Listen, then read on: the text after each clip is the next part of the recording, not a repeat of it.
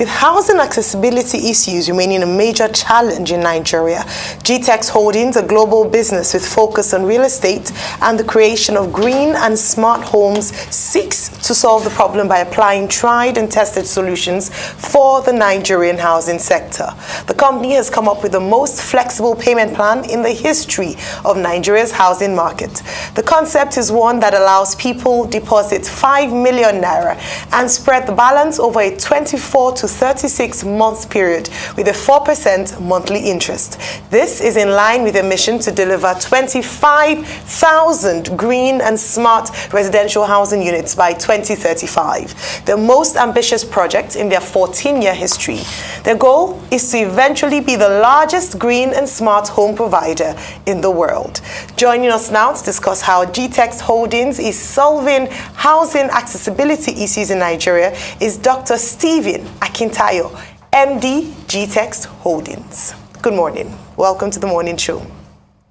Good morning. Thank you for having me. I appreciate it. Well, let's start with definitions. Could you tell us this idea of green and smart homes? That may sound new to some people. And, what have you been doing in that regard in Nigeria? Beautiful. So green means basically that you're using renewable energy, solar, another option. Wind is part of green. Oftentimes people think green is basically just about the trees, the plants. That's part of, or when you say green and smart home, you're talking about renewable energy to power the home. Smart just means that they could use their phones, they could use gadgets to interact with the home. So, for example, some of the prototypes we've done, you can even use voice command to put on your air condition and to open your curtain, to put on your TV. And so a house that you can interact with is the aspect of the smart. So when you combine the two, then you have a green and smart home.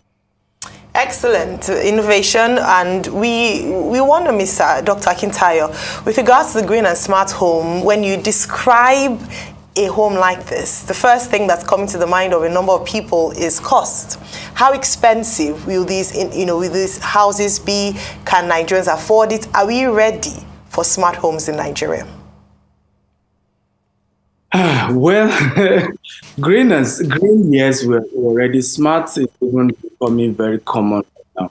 A lot of people, because of insecurity in the country, people are having to make their homes smart. Because when you look at the smart technology from anywhere in the world, you can log into the app and see what's going on in your house. The houses is automated. You have to use your thumbprint or code to access the house. So because of security, a lot of houses are becoming smart even in Nigeria. Green, definitely we are ready for. We saw what happened with the flooding, and we know that Africa cannot even afford to abuse the climate the way the Western world has. We can't, because we don't even have the infrastructure to manage, effects of climate change or climate disasters. And so it's important that we're ahead of the curve.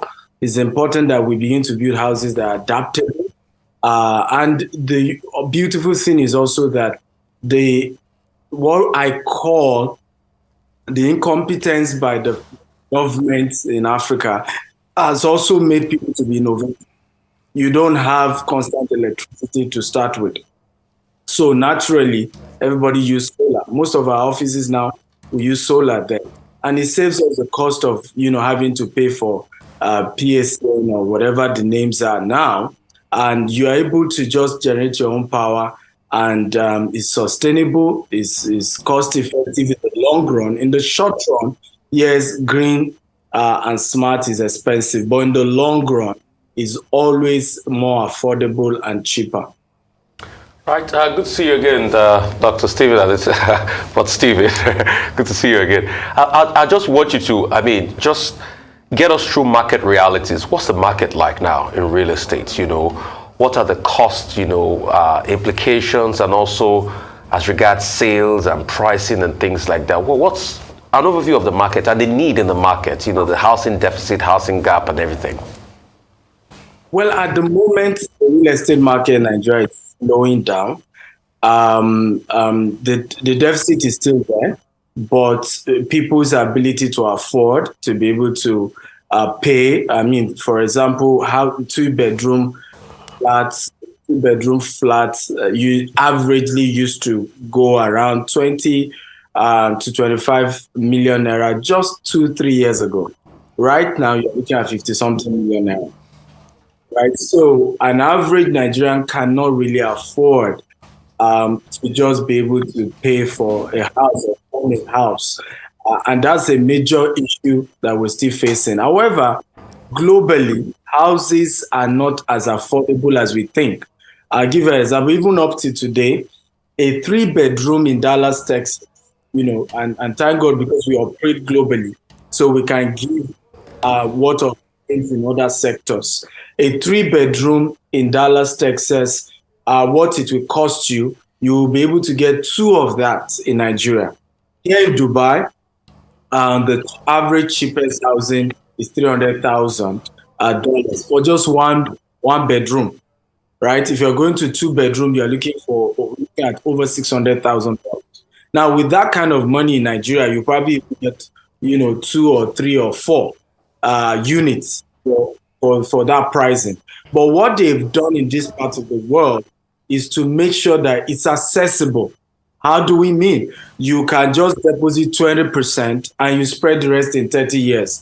The UK recently realized that even the 20% most people can afford, so they started first-time buyer scheme in the UK, where you drop 10%, government drop 10%, and then you get a lender to give the remaining 80%, and you spread the payment back in another 30 years. So for us is that we've seen, because we operate in this market, that our clients in this part of the world are able to access, not necessarily that it's affordable, but everybody's almost able to access housing in other parts of the world compared to Nigeria, where you don't have enough funding, the structure is not there for proper mortgage system. So accessibility is a big issue. Okay, could you tell us about some of your projects, because you've been in this space for some time, where those projects are located and what the experience has been. And then you've talked a bit about challenges, the incompetence of government, access to power, issues with finance. Are there other challenges that you have not talked about yet? Okay, yeah, one of the major issues right now is the Naira dollar crisis, because that's also part of why, almost the cost has doubled in just 2-3 years, right? Because most of the materials to build houses are imported. It's also part of why you see issues of building collapse, because a lot of developers are almost forced to find a way to make it affordable. And sometimes in the process of trying to make it affordable, you compromise on quality. So these are part of the issue. So one of the things we've done with this program is to make sure that it is pegged at a dollar value. So right now, if you're buying 1-bedroom or 2-bedroom in this program we're doing, so what we're doing is phase 1 of 1,000 housing. All this while we have houses everywhere, country, in Nigeria, in the UK, in the US that we sell, even at the moment. But usually you have to pay everything at once, and then we'll give you the key to your house. But we just launched a new 1,000 housing project where it's off plan. As you pay gradually, we are going to spend the next 3 years to build. By March next year, we're going to start construction. So locations include 5 locations in Asaba, Abuja, and Abeokuta. And we're going to be expanding to other parts of Nigeria as well. But phase 1 is just 1,000 units. And we have 3 years for the clients to pay and 3 years for us to also do construction. So we're able to take care, first come, first serve. Those who do outright by the first quarter of 2024 will be able to have keys to their house, while others who are spreading for 3 years will be able to have keys to their house after completion of that. But what we've done to avoid issues of prices changing is to say, if, for example, we are selling to you at the rate of $50,000, it is the dollar price. So even if you are paying in installment, whatever you pay in Naira, we value it how much out of the $50,000 have you paid, and constantly like that till you're done paying. Else, what most of us have struggled with is as the cost of cement that probably was going for 2,200 Naira suddenly jump up to 4,800 Naira, and that's not in your control. You didn't do anything to make that happen. And now you are affected if you go back to the customer and say, please, you need to add more for variation. The customer calls you scammer and all manner of stuff start happening. So what we've done is to say the pricing will be in dollar. You can pay us in Naira, but you will keep paying the initial dollar value till you complete your payment. And we hope this will help us keep the price safe. All right, Dr. Akintayo, I'm glad you've highlighted some of the challenges plaguing not just developers, but Nigerians as a whole in terms of accessing housing. Indeed, a recent report says about 30% of Nigerians do not have access to housing. And this is one thing you're looking to solve. And your vision is quite ambitious. However, I'd like you to break it down to us how you are hoping to solve the housing contributing to solving the housing challenges, problems in Nigeria through your recent initiative and payment plan. Please explain to us.